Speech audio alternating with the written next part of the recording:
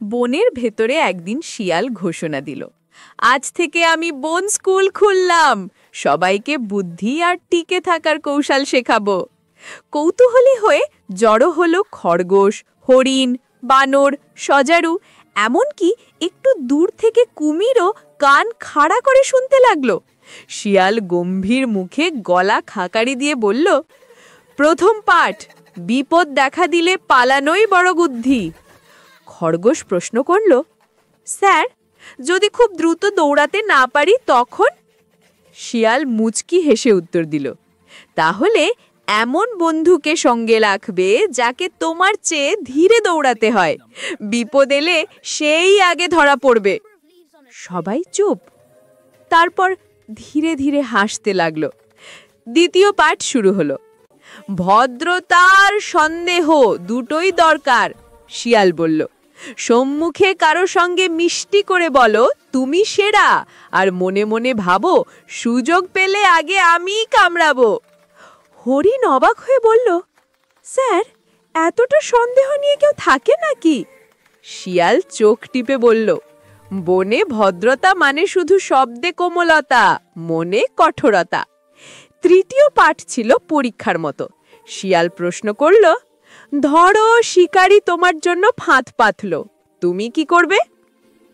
বানর তৎক্ষণাৎ বলল, আমি ডালে উঠে পালাবো। সজারু বলল, আমি কাটা খাড়া করব। শিয়াল মাথা নেড়ে বলল, বুদ্ধি সবচেয়ে শক্তিশালী অস্ত্র। প্রথমে বুঝবে লোকটা কতটা চালাক, তারপর সিদ্ধান্ত নেবে পালাবে, লড়বে না বন্ধুত্ব করবে। ঠিক তখনই ভালুক একটু বিরক্ত হয়ে গর্জে উঠল, স্যার, আপনি শুধু ফাঁকি আর ধোঁকা শেখাচ্ছেন, এটা কি শিক্ষা?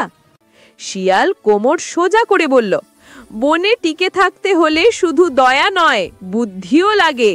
আমি কাউকে ক্ষতি করতে বলছি না, শুধু আগে বুঝে নিতে বলছি। কুমির পানির ধার থেকে বলল, স্যার, আপনি কি কোনোদিন ভুল করেছেন?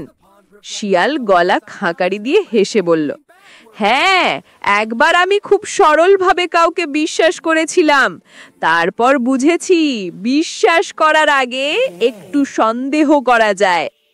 চতুর্থ ও শেষ পাঠ, বন্ধুত্ব কিন্তু শর্ত সাপেক্ষ। শিয়াল বলল, বন্ধুত্ব করবে কিন্তু চোখ কান খোলা রাখবে। যে তোমাকে খুব বেশি প্রশংসা করে তাকে সবচেয়ে বেশি নজরে রাখো। সবাই একসঙ্গে হাসলো।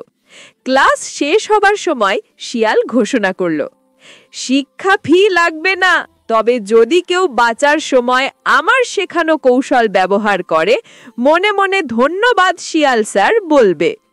সবাই পশু হাসতে হাসতে ফিরে গেল, তবে মনে মনে ভাবল, স্যার তো বেশ মজার, কিন্তু সাবধান থাকতে হবে, কোন দিকে আবার ফাঁদ পেতে রাখেন।